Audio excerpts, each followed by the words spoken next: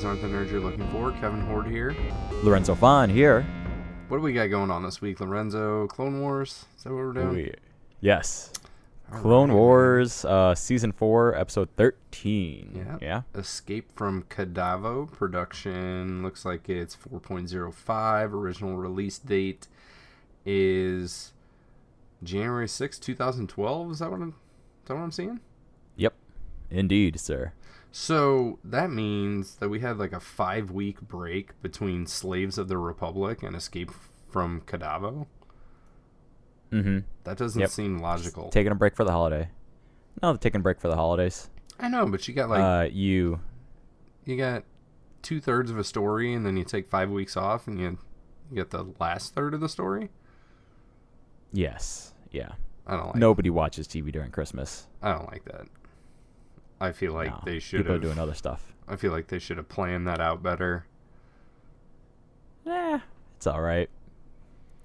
I mean, depending on the show, we already know like the massive. This is gonna date this episode immediately, but the upcoming crossover for Arrowverse is gonna take a winter break, so we're gonna get like 2 episodes before Christmas, and then the conclusion comes, like a few weeks later in January. So Yeah, that's exactly what we have here. Yep. I don't like that. It's not untypical. So yeah. I feel like you could just do like a double episode before the end of Christmas, or before Christmas break, like your mid-season finale. Like make it that double episode. I don't know. I mean, I guess with the mid-season Arrowverse finales were not a thing. Yeah. Mid-season finales were not a thing until like Walking Dead tried to make it a thing. Well, right. It is a thing now. I don't know. But it just bugs me. That was not there was no like ratings draw. There was no sort of like winter sweeps that happened at this time of year, right? Like there was no sort of like watch in December so that we can get that sweet advertising money. That advertisers were not looking at Christmas time to be like, oh, we can tell these shows do great because they did great this 1 week in December. Like, no. That's not a thing. That wasn't a thing then. That's not a thing now. And especially nowadays with streaming and stuff getting into it, that's even less of a thing. You know, like binge worthy TV is more the thing. There are a few shows that still cling on to this like event sort of thing. Klingons. Walking Dead would definitely, yes, Klingons. Walking Dead would definitely be a big one of that. And that's the one I can think of off the top of my head. AMC really clings onto this. But any other show, they're pretty much just barreling through. Mm-hmm. The few network shows might still do it, but even then, once you get into Christmas break, it's done. You know, like NBC will have another Michael Bublé special or something random will happen. Or on the flip side, going into summer, you know, you'll have a big cliffhanger for the season overall, but then during summer, that's when you get like your America's Got Talents and other singing competitions, stuff like that. So I get all of that, and I do appreciate you explaining the technicalities of all of it.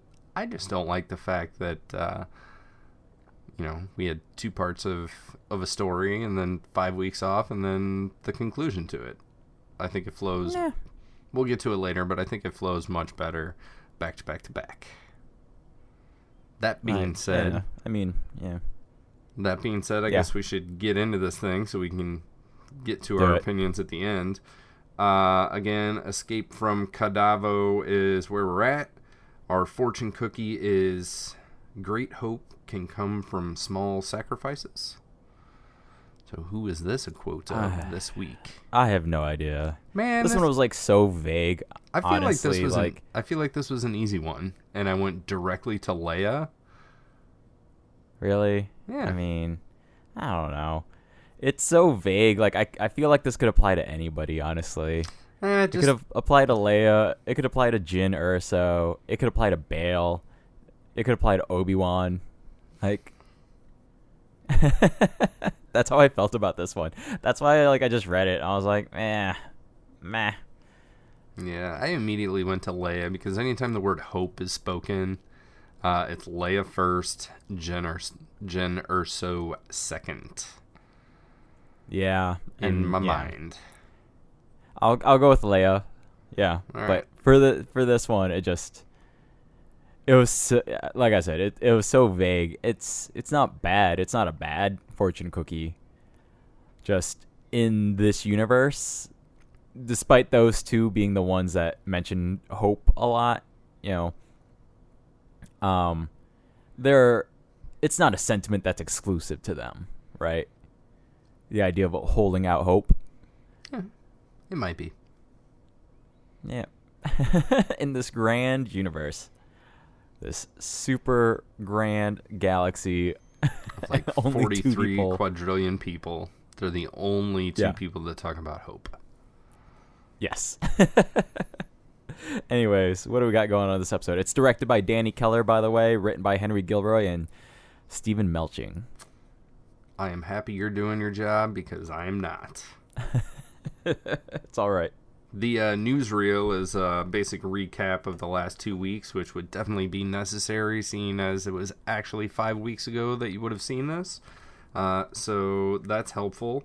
And then the setup in the newsreel for this episode is that I think it's something like Obi-Wan. The closing of it is like Obi-Wan must come to terms with a life in chains, because as the episode itself starts properly, we cut to some type of mining facility, and Obi-Wan is once again kind of getting beat up a little bit. Yep, definitely living a life in chains. We start with him. I think I was confusing some stuff last week, as I had seen Slaves of the Republic and Escape from Kadavo one after the other. So I think I mentioned a few events that happened right at the beginning of this episode, applying it to the end of the last episode. But shame on you, Lorenzo. Shame on you. It happens. Hey man, like I said, these two, I'll give it to you. These two episodes do flow in together. Slaves of the Republic and Escape from Kadavo definitely flow together a lot better than even what was the other one? Kidnapped into Slaves of the Republics, right? Mm-hmm. Like, despite Kidnapped setting up like an overarching story, I do feel like these two are definitely a two-parter, with like a prologue, shall we say? Right. Yeah. I'm down for that. Yeah.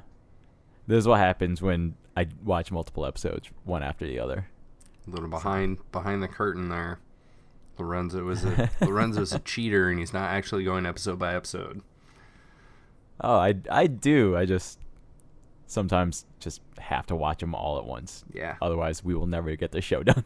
Well, that is very true. But we start out in a work camp, I think is what they call it, which is clearly like some type of mining facility. It kind of looks like they're mining lava. Right. Like they're beating at rocks, but am I wrong to say that it looks like there's like lava flow in the background? Yeah, there's definitely like some sort of like magma or liquid metal flowing around of some sort. There's definitely just like that red liquid thing that, like, it's not just the could be lava. It's not just but the it lighting. Could still be it? Like it's not the lighting, but it's definitely like some sort of like even like the steel. It could be like a steel mill, right? Right. Exactly. So it could be a steel mill. It could be lava. I don't know. They're shoveling something, which I don't know what that is. So I thought they were shoving like fucking molten lava rocks is what it looked like, but then later it's just like rocks. Imagine like the mining that's going on in Indiana Jones and the Temple of Doom, but kind of bring that up to putting it in like a steamy, in like the steamy engine room of the Titanic, where they're shoveling coal into like fire furnaces constantly. Like you Right. combine those two things together, and that's the situation that we have here. Yep, definitely. Yeah. So A lot of Tigrutans getting beat up. and they're getting beat up because the slavers are trying to break Obi-Wan. Like I felt this worked really well, where Obi-Wan's kind of got his head down, he's working, but then he stops and he talks to himself for a little bit, and I guess in the beginning we start with like the slaver comes up and he's like, ha ha ha, Obi-Wan Kenobi used to be a Jedi master and now he's a Jedi slave. And then Obi-Wan's working and some Togruta gets his ass beat, and then Obi-Wan is talking to himself, and then a slaver comes up and he's like, hey, no talking. Like, you talk, I beat him. And then Obi-Wan's trying to apologize, and he's like, no, don't hurt him, it's my fault. And he's like, slaves don't tell me what to do, and then just beats the other Togruta anyway. Right. And you can see Obi-Wan slowly bear this burden over the course of this episode. Mm-hmm. We do cut out to space, so we have like this setup of Obi-Wan and the trials and tribulations that he's going to go through. We cut out to space. There's a whole bunch of fucking ships flying around. Dooku is Skyping with Sidious, right? At this point? Yes. And yeah. I'm trying to think of how the setup is. Dooku's going to go talk to the Queen about the new Zygerian slave empire. And for some reason, Sidious brings up, like, oh, well, if it works and they can get us some slaves, remember, if we're going to effectively execute our plan, we need billions. And then just, like, hangs up. I was confused by this conversation, honestly. I'm not going to lie, because what Sidious says and then what the goal is sort of isn't super clear, honestly. Right. Because Sidious gives, like, this whole long speech about, like, well, like, the old Republic was built on the back of slaves, so it's a part of the Order. No, it was the Sith Empire that was built on the back of slaves. Well, still, yeah. So he's like all for it. He's like, yes, slaves. And then it would only make sense to go to the Queen of Zygeria and, like purchase or acquire slaves of some sort. Be like, now but you're then working they're just like, with us. Right. That makes sense. But the way they kind of present it, like out of nowhere, Sidious is like, well, like if she doesn't cooperate, kill her. You're like, end her rule.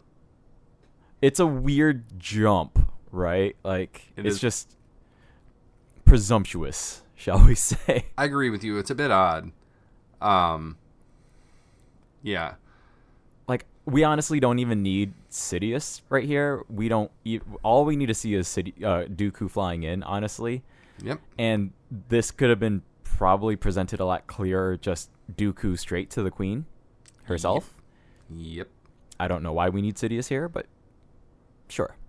I don't even think we need Dooku, to be honest, because we don't even need him flying in. He just needs to show up in the room, right? Yeah, we can just go from Obi-Wan and his shit that he's got going on, and then to the next scene, which takes place in I guess the throne room or whatever. We cut to the Queen. The Queen's talking to Anakin, and she gives him the same spiel that she's been giving him, like, pledge your life to me and I'll let your friends go. Mm-hmm.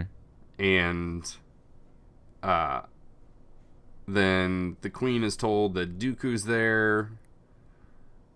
Anakin gives the Queen his lightsabers because she's basically like, you're going to be my bodyguard, you're going to be with me all the time, now that the evil Sith Lord Darth Tyrannus / Count Dooku is here. You're not invited, you're staying here, give me your lightsaber so I know you're not going to run away. Right. And Anakin does. He hands it over. She takes off. And then there's like 2 guards watching him or something. They're standing on a balcony. Mm-hmm. R2 comes out and is like, bleepity bleep bleep. And I guess distracts one of the guards. And Anakin just jumps over the railing. And the dude's like, shit, go down there and find him. So one of the guards leaves, and then Anakin just jumps back up over the railing and straight murders this guy. He gives him like a punch to the throat and then just grabs him by his tunic and chucks him like 18 stories to his death. Well, they do show that he like lands on a like fruit cart in a bazaar.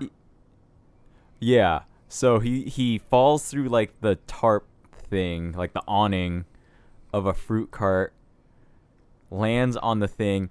We see him breathe a bit before going unconscious. Nah, so that's this guy's supposed to. Are we sure? He's dead. Because I mean, yeah. It's a weird moment considering what will happen later. It's a really weird moment for sure. Aladdin and Apu couldn't have lived through this. And Aladdin is really good at falling through canvas-topped apple carts. Jackie Chan did it. Jackie Chan fell through 3 of them. This guy is not Jackie Chan. And there was only 1. That's the secret. That's the secret. You need 3 to survive. And Jackie landed on his face, too. That's not good. No, but not. I'm definitely saying this guy's dead. I'm calling it. All right. If I was counting Zygerian deaths, we would have 1 in the death column. All right. Anakin what happens next? Basically sends R2 on a mission to find Ahsoka, and R2 flies off, and then we cut over to the Queen and Dooku. And what's Dooku? Oh, she's like, I'm surprised to see you, Count Dooku, without an invitation. He was like, oh, I got an invitation from your Prime Minister, which is Molech, right? Atai Molech. Mm-hmm. So Atai Molech, who does get named in this episode finally. He might have been named previously. No, he was named Molech in Kidnapped. But we get his first name in this one.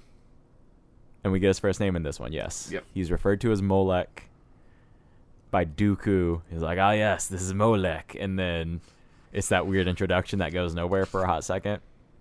As things And then do. she calls him Atai. The Queen, I believe, still is unnamed at this point. Yeah. I don't recall her being named at all. I don't think that she's named at all. No, probably not. Her name is Mirage Skintel. Yeah. And I don't think it's spoken out loud. I think Sintel. I don't know. Or no, somebody does say her name Mirage at some point, I think. Or I could be wrong. I missed that. Anyway, Dooku's like, yeah, he's the one that invited me, and I don't even remember if there was like an interaction between the two of them, being the Queen and Molech, but Dooku and Mirage break into conversation about Anakin essentially, and Dooku's telling her that she's too attached to him and needs to relent control of Anakin over to him, and she's like, yeah, that's not gonna happen. Dooku basically says something about having Anakin as her slave makes her feel powerful or whatever, and I feel like she just kind of brushes him off. She explains what the plan is, which is to break Obi-Wan, and then extrapolates that out to, if we can break Obi-Wan, we'll just capture and enslave all of the Jedi and break all of them, and imagine having an entire army of Jedi slaves at your disposal. Is this a good plan? So much. No, it's such a long plan. Is it sort a of functioning reminds me plan, of, even if there was like no regard for timeline? There is no practicality in this plan whatsoever. Like, it just reminds me of like Emperor's New Groove Status, where Yzma's like, we'll turn him into a bug, and then put the bug in a box, and then put the box in another box, and then send it to ourselves, and then smash it with a hammer. Okay, sure, Yzma. I feel like even if this would work on a small scale, like I said, we do see Obi-Wan starting to crack and feeling the burden of what is being placed upon him, because he's going to go along with shit and not do He's not going to do anything to get anybody else hurt, which is the idea. Mm-hmm. And it's just to put that pressure on him until he is completely under their control. But when you add another Jedi to this, and another Jedi to this, and another Jedi to this, eventually there's going to be enough Jedi that they're going to say, I don't fucking think so. And the plan's over. Yeah, this is not a scalable model. It is not. It's also weird to me that in the first act of this episode, we start with a monologue. Like, the monologue of the plan that the James Bond villain would usually give at the end of a second act or the start of a third act. Well, I mean, this is the third act of this story. It's just not the third act of this episode. It's introducing characters, though, that haven't been in the rest of the story, so it has to still act as its own first act for this episode, right? To some degree. You talking about General Grievous in Revenge of the Sith? Like, never seen that guy before? Or are you talking about Dooku in... just shows up. Dooku in this one just shows up. We get a new plan, and then they meet. Then Molech is thrown under the bus really quickly. There's a lot of information here in this episode that just gets tossed out, that just gets thrown out there. And then immediately, like, we get this whole thing from the Queen, and we get the visuals to go along with it, where it's like, oh, we'll break him down and he'll get depressed. And we see, like, Obi-Wan looking depressed in her mind. It's very clear that this is like a hypothetical situation and not what's actually happening. Is that the way you read that? Because the way that I read that is like we were just cutting back and forth between the work camp and the Dooku Queen meeting, and she just has a voiceover. So you're saying playing it against her hypothetical plan, the plan that's going to take like weeks or months to play out. This is her visualization of her monologuing just playing out in front of us. This is a James Bond monologue, right? This is the Guy Ritchie describing the plan phase of the movie that always happens in his movies, except for Aladdin and Swept Away. But immediately Count Dooku's like, nah, bruh, and then force chokes her. Like, yeah, and he's like, I don't want. Can we discuss? Go ahead. Like, I just like the idea that she's like talking about how powerful she is, and she's like, I'm the queen. This is gonna be awesome. Like, this is my grand master plan, and then immediately it's like, nah, and then gets force choked. Yeah, I guess that's just to like bring her back to reality, since it was all a vision anyway. Right. I totally thought that all that shit was what... I thought it was just like a weird voiceover thing of events in a different place that we hadn't seen in the Clone Wars before. It's possible, but the way it compressed whatever time they were showing versus the length of her speech, it's like either Anakin has somehow been there for one day and Obi-Wan has been there for a week. Right. Or that's hypothetical. You know. Like, at some point, Anakin and Obi-Wan and Anakin meet back up. Right. And they've had to spend the same amount of time. And theoretically... during this episode. Theoretically, Obi-Wan should be wherever he is less time than Anakin is where he is, because Anakin is still on the same planet. Right. Like, we haven't found out where this work camp is yet. Not at all. But spoiler alert, it's a different place. It's not just like around the corner. Planet. Yeah. You know? No. So getting back to Dooku force chokes her. He does let her go, but his comments back to her is that he doesn't want to enslave the Jedi. He wants to exterminate the Jedi. And then he's like, summon Skywalker, like, bring Skywalker here, and they just acquiesce, and I guess they do it. We cut to Ahsoka at this point, and Anakin is there because I guess R2-D2 found her. Like, he's just the ultimate homing beacon tracker, even when there are no homing beacons. So Anakin frees Ahsoka. The last time we saw her, she was like hanging in a cage on the side of a building. Yep. And She's still there. Molech was basically promised that he gets to keep her as a slave of indeterminate favors, right? Yep. Not creepy at all. Not creepy at all. Super creepy. She's like, her cage is like hanging on some hooks, and Anakin just comes up and she's like, "Oh, it took you long enough, Master. I was gonna wonder if I was wondering if you were ever gonna find me." And he uses the Force to just like lift this cage off of the hooks and bring it up onto the roof. Is this an ability that Ahsoka had? Like, could she do this herself? Yes, she absolutely could have. The reason I question this is because it makes the Force ability of levitation really close to flying. Like, if you can just levitate something that you are on and move it around, what is the difference between that and just being able to levitate yourself and fly?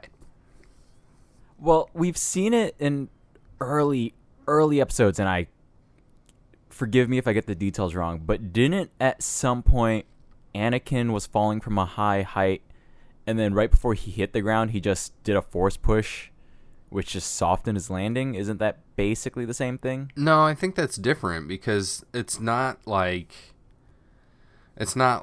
you are sitting on your desk and then use the Force to pick up your desk and move it across the room and then put it back down. Or if you're driving your car and you're stuck in traffic and you just lift your car up with the Force and move it past the traffic jam and set it back down. That's like Superman shit. I feel like... I agree with you. But that's always been something I've always wondered about the Jedi. And again, I feel like there's an episode where I think it's the same event, or I'm merging them in my mind, but it's like from season 1 or 2, where at some point Anakin's falling and he does the Force push, but then at some other point he like needs to hop up to a high plane, and then he does like a Force push onto nothing to like add another skip in there. I'll have to verify. But I feel like we've seen like self-force hops before. And even if we have, I still think that's different than like just picking up the thing that you are residing in and moving it to another location. Like, I just feel like... So you're talking about... like, I'm talking specifically about Ahsoka I'm in talking the about cage. Like, yeah. Well, I'm talking about, like, why doesn't Ahsoka just pick up either the cage or herself to push the cage back onto the ledge? I feel like she could just use the Force to open the door and then just climb up there. That as well. That would probably be the easier way. To your point about, like, picking up the cage that she's in, I agree with that, but why can't they also just pick up themselves? Like... Because then I think the reason is then they're just fucking flying. Then they're just like flying superhero like, people, and that's why. And that's is not that what a they limit? Why is that a limit in this universe? I don't know, man. Why is it a limit in the Harry Potter universe? Like, why was it so cool that Snape could essentially fly, and that later Voldemort could like smoke fly? And why would that even be necessary when you can apparate? Yeah, it's a much slower form of transportation. You can transport but yourself. But not everybody instantly. Masters apparition. Remember, not everybody masters apparition. Do you honestly think that Lord Voldemort cannot apparate? He's scared of apparating inside of a wall. Okay. Like. Well, because like I think that's the limit of apparition, right? Fred and George can apparate, but they can't fly. It's just that it's the apparition cool and fucking intimidating is why he does it. I think the limit of apparition is you need to know where you're apparating, right? Was that the limit of apparition? Something like that. Like it's kind of like it's you kind of like couldn't just Nightcrawler. You have to it be on able a to map, like right? visualize it, right? Right. Yeah. Right. I think that's the one limit. And I feel like most of the places Voldemort was going, he had no clue. He was just like, "Oh, yeah, bring me to wherever I need to be." Like, Bellatrix, here we go. Awesome. You know, like, how dare you not bring me to the right place, Peter Pettigrew? You know, that's my lazy man impression of Lord Voldemort. So, but getting anyways, back to Star Wars and the Clone Wars specifically, I think that's why Jedi can't just use their ability to levitate things to levitate themselves. I feel like we've seen it before, though. But we have definitely seen people levitating other people and like doing like force catches and things like that. And we've definitely seen like the jump from a high area and like use the force to cushion your impact. But as far as strictly just like Superman lifting yourself up off the ground and then moving around three-dimensionally in atmosphere, that is not something that we have seen, regardless of being in a cage. Can two Jedi simultaneously levitate each other? Or are the forces of physics not working that way? I don't think that physics have a residual effect on the Force. I think the Force probably exists outside of the laws of physics, and I don't know the answer to that question, and am afraid to speculate. Anyways, back to the base level of all of this. I agree with you. It's a weird visualization. Damn, I keep messing up that word. It's a weird visualization that her cage is literally just on hooks that are not enclosed in any way. Nope, not at all. It's just an open hook that she could have even just swung the cage over herself. I feel like, even if not using the Force, she could have just rocked it until like she could launch herself up and back onto the platform. Now that we both agree that that she had the ability to get herself out of this, I think she knew that as well, and she was really just waiting for Anakin to get there, because at that point she knew there was a means of doing the next step, whatever that step is. So right, because Anakin's the man with the plan. Right, she's essentially biding her time. We've seen Obi-Wan do this before, where he's just... Usually what happens to Obi-Wan, though, is he's getting beat up until Anakin can get into position, and then he's like, okay, and snaps into action, and you know, the shit hits the fan at that point. And I think that this is essentially what Ahsoka's doing, because really most of the time, you know, we don't see her in the cage too many times, 2 or 3 times before this, right? Or total or whatever. Right. Usually when we cut to Ahsoka, she's meditating. Then she has an interaction with Molech or somebody, right?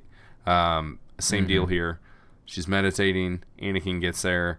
They banter a little bit. Anakin pulls the cage up. She gets out, and they go about their merry way. Ahsoka goes off to do something. Anakin goes off to do something. I think basically once she's out, they're kind of chit-chatting, and then we cut back over to the Queen. The Queen's talking to Dooku. She's like, no, I'm not going to kill Anakin. And he's like, oh, well, if you won't, then Prime Minister Atai will. This is when he force chokes her. Yep. And then Anakin walks in. He lets the Queen go. They fight. There's some force lightning. We have some guards come in. The Queen's laying on the floor.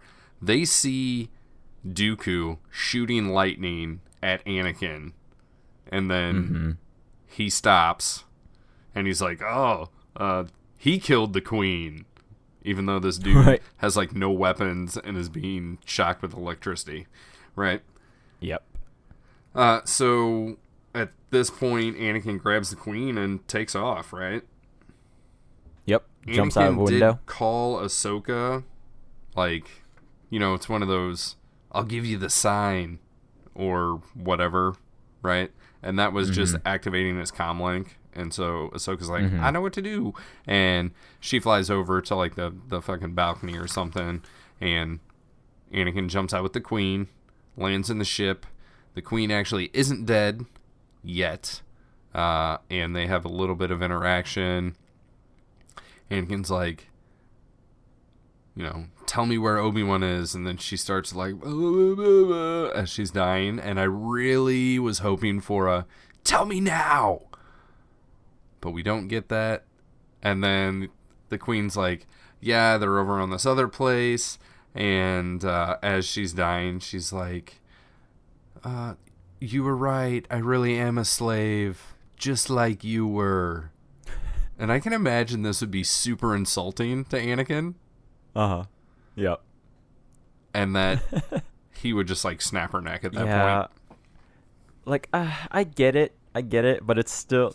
It has the air of like little did I see, I am also sheeple. Like, right. It's weird. Yeah. Like it's a weird moment, but he gets the information that Obi-Wan's on Kadavo. Yeah. Hence the escape from Kadavo. Yes, hence the escape from Kadavo. I think the weirder thing is that like Anakin in his performance seems to be taken by this speech that she is giving him and like, oh, we have something in common, like I feel so bad for you now that you run a slave empire. She was she's a horrific slaver. There should be no sympathy given to this character whatsoever. But am I wrong? Like, does Anakin not seem to be sympathizing or at least empathizing with? Oh, he is. He definitely is. Completely. And it's definitely upsetting considering his background. It's like 12 Years a Slave ending, but instead of like Brad Pitt being the one white savior that shows up, like the slavers drop their whips and they're like, I am bad. I'm sorry, guys. But I'm the same. I'm sorry. I'm the same as you. I'm just enslaved by other people, and they're making me enslave you. So they're the bad guys, right? And we're the same. No, it's a weird message to put out there in the world in a show geared towards a younger audience, for sure. Yeah, it's a super problematic message to put out there. Yeah. So moving on from that, we cut to Kadavo, and then we get another Dooku holo conversation. This time it's with Obi-Wan, and he basically is like, "Hey Obi-Wan, how's it going being a slave and getting all the shit on you, and everybody hates you because if you do something wrong, we beat them, blah blah blah." And Obi-Wan's like, "I'm surprised you had the balls to fucking say anything or do anything or whatever." And Dooku's like, "Oh, well, I'd make an exception for you. I was just calling to say hello. By the way, kill him." So it's like Dooku doesn't have the balls to do anything. He's just going to call and be like, "Yeah, I just want to taunt him. Now kill him." What happens? Anakin and Ahsoka show up. Yeah. They head outside the door. Their ship immediately gets destroyed by a bunch of turrets. Yep. Anakin stabs his lightsaber into the door to try and just cut his way in. Let's see. Dooku threatens to kill all the slaves unless Anakin surrenders. Yep. So then Obi-Wan calls Anakin. So we've got Dooku talking via hologram to Obi-Wan, and Obi-Wan talking via intra-office camera to Anakin as Anakin's trying to cut the door open. And Anakin's like, "Oh, look at you. I was ready to negotiate. Like, you're a softie, even though I just had some eye make-out session with the dying queen because she's just a slave like me. Even though you're actually being treated as a slave right now." And Obi-Wan's like, "Yeah, but you can't do this yourself." And he drops the line, "Who said I was alone?" Then we cut to outer space, and we got a bunch of good guy Star Destroyers flying in. What was your impression of this? I'm not going to lie, the whole time during this arc, with the fact that 3 Jedi go missing and enslaved, that no Jedi were showing up for a while, so I was actually pretty pleased with this turnout. I thought it was pretty awesome. Yeah, it's one that makes sense finally that there would be some assistance here, considering that they're trying to rescue 50,000 slaves. Yep. And it's put on 3 of them in R2-D2. So yep. I was down for Plo showing up here. Yep, Plo's here, so it's Plo and the Plo's bros, and they fly in and their lats and their Jedi starfighters and some not yet X-Wings, like the T-95 headhunters or whatever they're called. And Plo says, what's he say? Wolf leader to wolf pack here. Sign in, and then the first clone trooper that signs in is Warthog.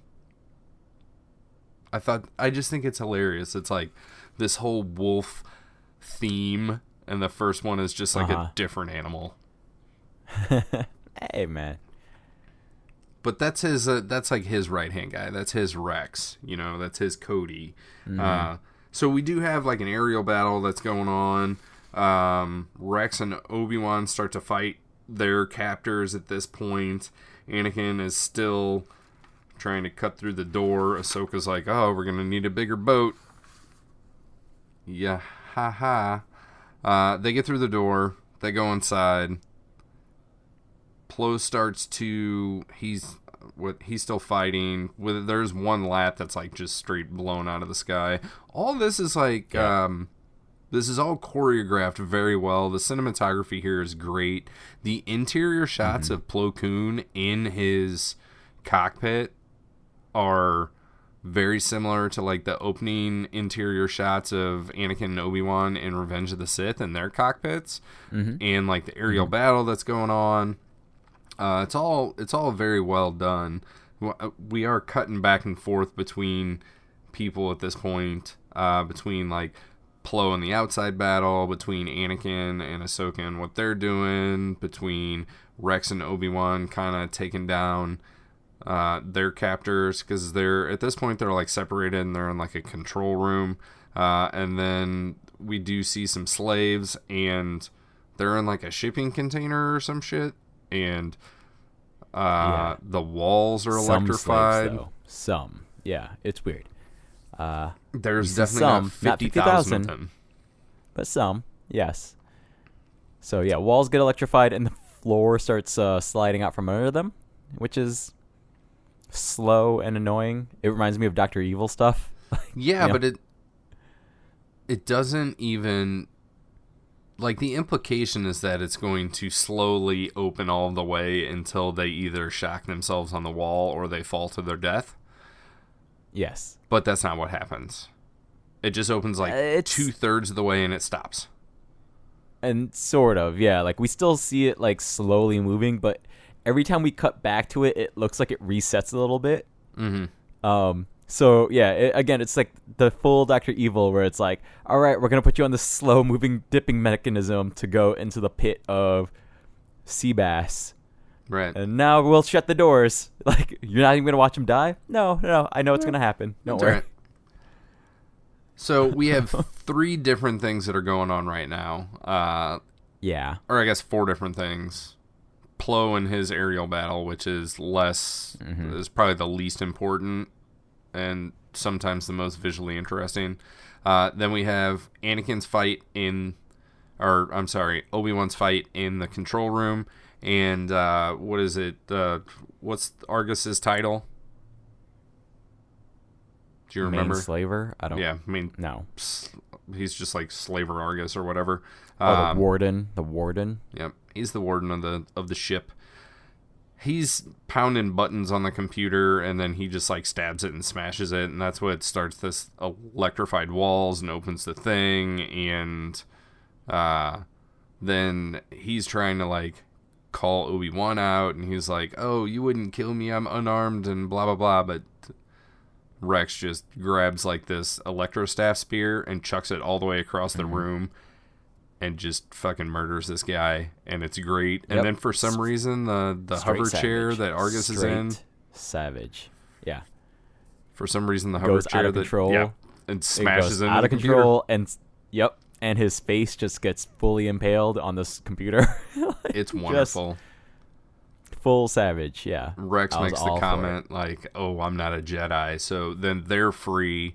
The reason that Plo Koon can't bring in the big ship is because there are these turrets that took out the Lat and took out Anakin's ship are ray shielded, apparently. Yep. This brings up a couple of questions for me, because the way that these things are defeated is that Anakin just jumps up to the top of one, opens the top hatch, hops down inside, murders a couple of guys, and then uses that turret to blow up all the other turrets. Problem solved. This shouldn't be a problem, because they have a good guy Star Destroyer. They have a Republic cruiser that has fucking giant-ass cannons on it. They should be able to use that to take out the turrets, but maybe that weaponry is too powerful and it would do too much damage to this facility, because it's kind of suspended between like different spires over a central building. Yeah, over like an impact crater or something. There's like spires that stick up out of the ground, which also just made me think, what are they mining? Because they're inside this building. Or are they going like into the rock and doing the mining, and then this is like the... Yeah, I think they're somewhere else. Okay. Because they're, again, the steel mill, lava, magma, I don't know. No, I think it's, they can't bring the Star Destroyer down because it's they need a surgical knife, not a hammer. Okay. You know? Next question. If they're ray shielded, how the fuck did Anakin get inside? That's my question as well. I don't mind that he gets inside. I don't mind that he gets inside. I mind that he shoots them with something that seems only as powerful as everything else that's been shot at these turrets. Okay. Fair enough. I don't like that. That's what I was confused by. I don't like that he got in to begin with. Like, is just that one not ray shielded? Like, he didn't do anything to short circuit the ray shield on that turret. Yeah. If they would have been that, then I would have been fine with it. Because normally you can see like the warbly shieldness of a ray shield. These you can't until the turret that he's in starts shooting them, and then they light up briefly on the outside, like a little light up bubble outside before they explode. This whole ray shielding thing was not ironed out in production before they went into it. So anyway, Anakin does that thing, so the turrets are gone. They can bring in the big guns. Obi-Wan's done. Ahsoka has gone over to the disappearing platform shipping container, right? Anakin's like, all right, I blew up the turrets, bring the ship down to the landing platform. And she's like, no. Like, this is what we have to do because there's no way to get the prisoners out.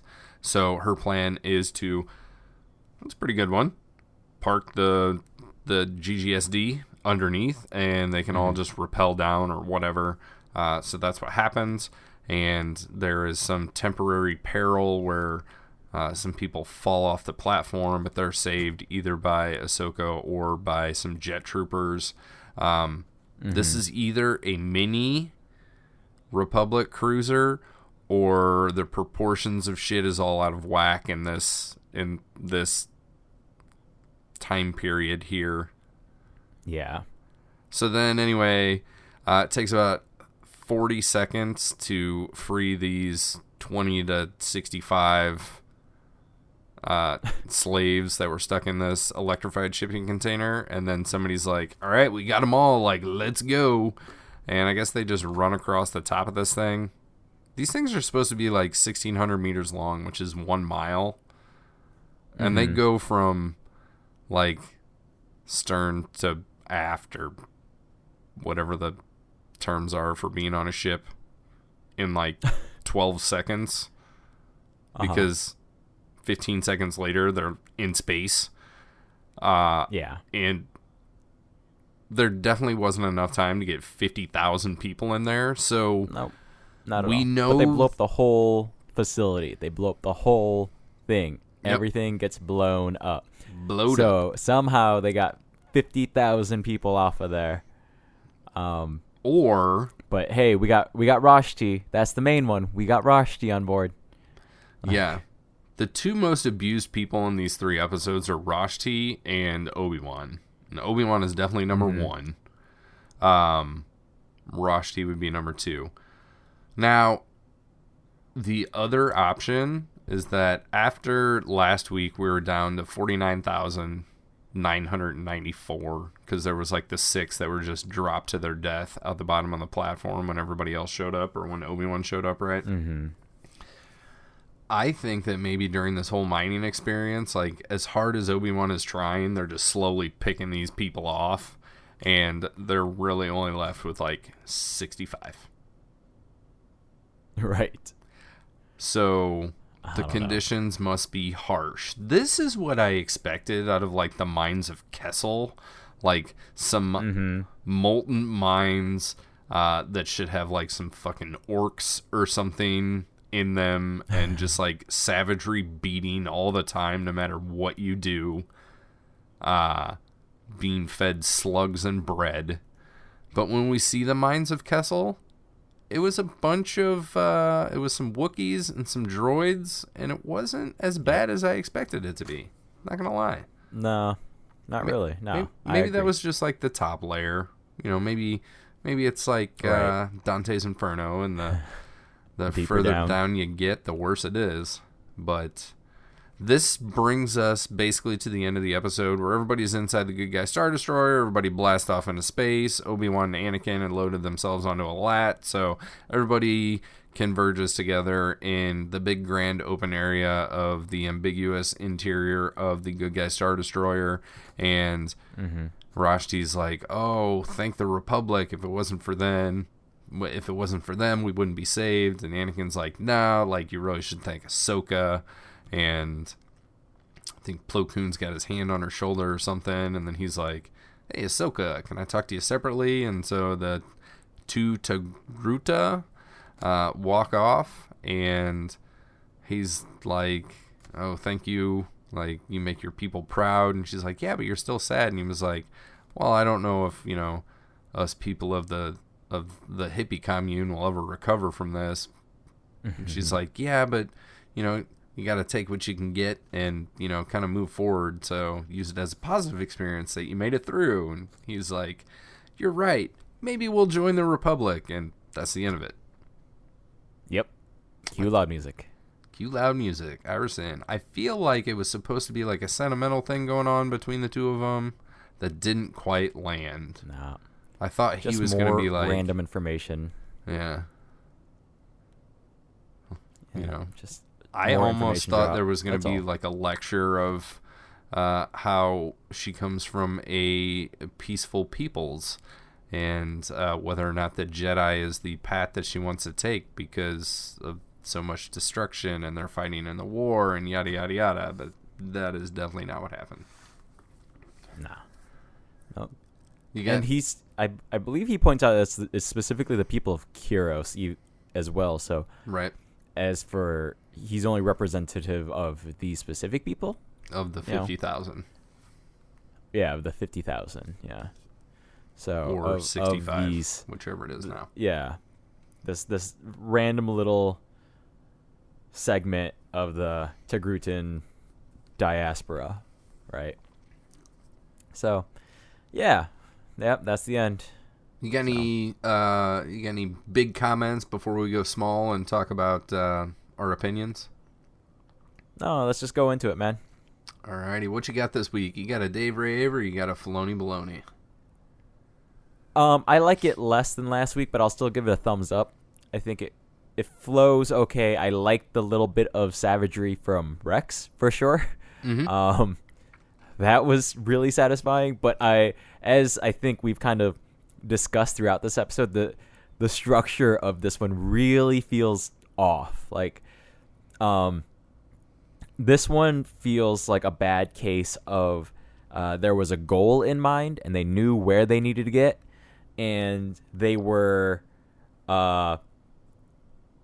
D&D'ing it, if you're a Game of Thrones person at all, to get to the goalposts, right? Okay.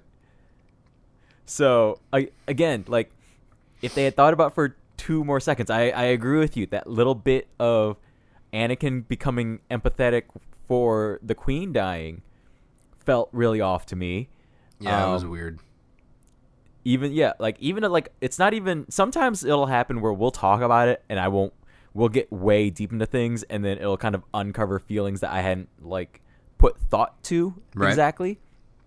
But that was a moment that I really felt that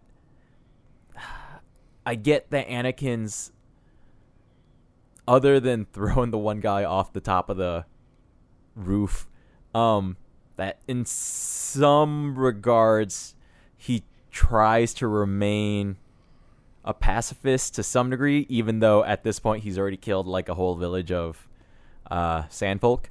But I also, because of that, I don't see it in his character to be like, well, this slaver had a change of heart, so she's good in my book. Like, no. Like, fuck the slavers. Fuck people who try to take away other people's freedoms. Mm-hmm. There is no sympathy to be had here. And no justification for it. Not at all. So, it's like, and it'd be one thing if, like, the only thing he needed out of her is that piece of information. Where is Obi-Wan? And he should have been pissed. Like, okay, where the hell is Obi-Wan? Like, I got you out of there. I could have let Dooku finish you off, but you're here now. At least tell me where Obi-Wan is. You dumb, evil, horrible, goddamn slaver. Like, yeah, I feel like if they would have gone in the direction of him being more aggressively interrogating her, right? Mm-hmm. And then she finally gives the information over. She can still give this speech about how she feels she's a slave and yada, yada, yada. And then, let her die on her own or let Anakin finish her off because, Right. Because what he should be thinking is, no, you fucking deserve this. You deserve everything you get right now. Right. And also, she's the one that put him back in chains. Right. I don't understand this moment of sympathy at all. We spent 2 episodes, especially Kidnapped. Kidnapped was stronger for this point of bringing up and reminding everybody of Anakin's past as a slave. Mm-hmm. Slaves of the Republic kind of puts this weird humoristic angle on it where Ahsoka and him are, again, yucking it up. Like, well, like, why aren't you the slave? You were a slave once, so you would be much better as a slave than me. Right. And then we get to this one where they kind of completely forgot about Anakin's horrific background as a slave. Right. So, look, that's one big complaint I have in the middle of this episode, but the rest of this episode beyond that flows all right. It's entertaining enough. It gets where it needs to do. It gets where it needs to go. It does what it needs to do. There are some well executed action set pieces in this for sure. But yeah, it's a thumbs up. It's not like my favorite episode ever. But it's good. Okay. I will give this a thumbs up as well. And to go back to something you were saying earlier, and often in our discussions, like, we peel back the layers of onion and sometimes get to a different core than we saw from the outside. And right. This discussion that we've just had about this interaction with Anakin and the Queen, like, when I watched it the couple of times, I'm like, it's weird. It feels off. But the more I talk about it, the less I like it. And I think that's okay. It makes me want to dig deeper into this and figure out what the fuck Anakin is thinking. I give it a thumbs up overall. I think from a technical angle, this episode is very well crafted, very well executed. It looks great, and the things that are coming through in the animation in season 4 are just getting better and better. For sure, absolutely, I agree with you there. And I think I will just leave it at that. I'll close that one out on a high note. Interesting fact